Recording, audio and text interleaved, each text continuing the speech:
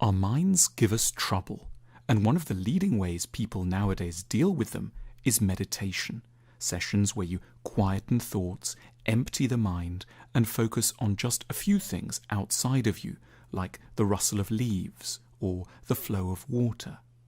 But at the School of Life, we want to put forward an alternative, or rather a complementary idea.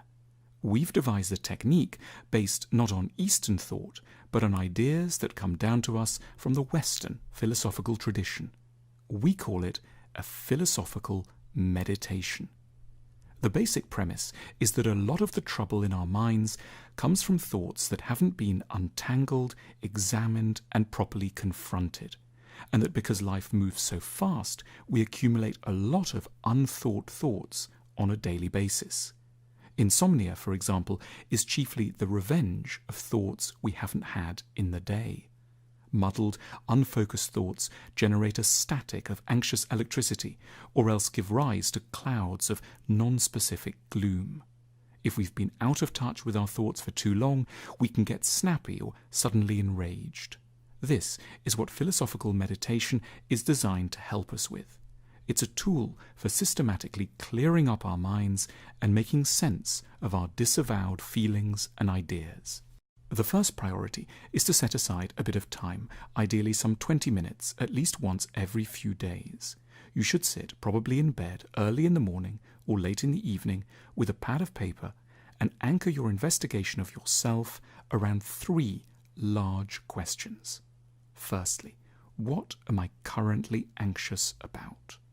Secondly, what am I upset about, and with whom? And thirdly, what am I currently excited and ambitious about? At first, when asked to respond to questions like these, the mind tends to be inarticulate and a bit scared. Generally, something comes to mind, but often you can't quite tell what it is yet.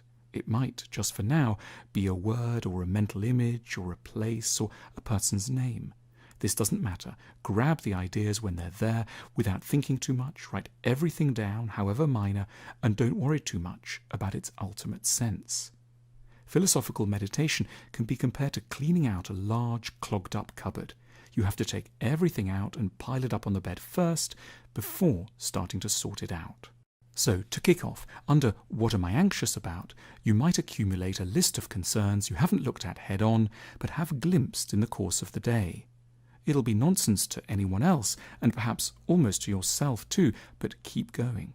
With all the thoughts taken out, then pass them through the sieve of a set of questions. Ask, what is this anxiety really about?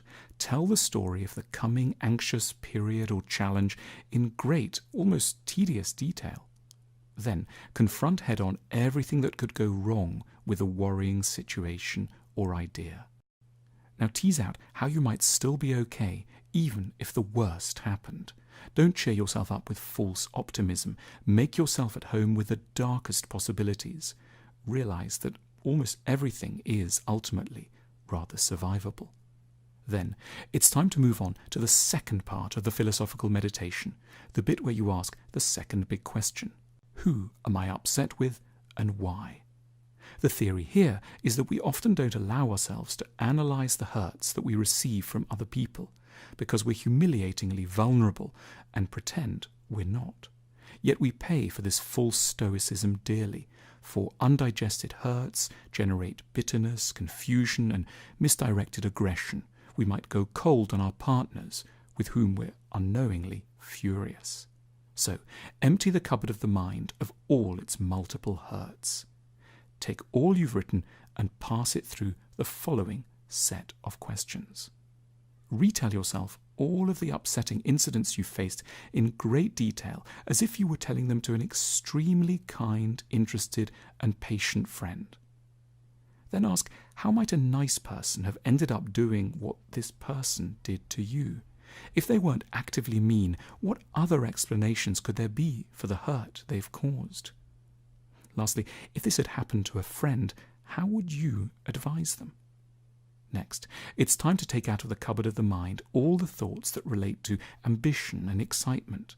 This means a range of positive emotions, tremors of interest, tentative enthusiasm, delights, and so on, that are hovering on the edges of consciousness. Ask, what recently made you feel excited, envious, or desiring? There's then another set of questions to sieve these feelings through. Describe your excitements as if to a sympathetic, interested friend. You need to change your life in certain ways, so what would it be to change your life in the light of this? This exciting thing holds a clue to what's missing in your life. What might be missing? If this thing could talk, what might it tell you?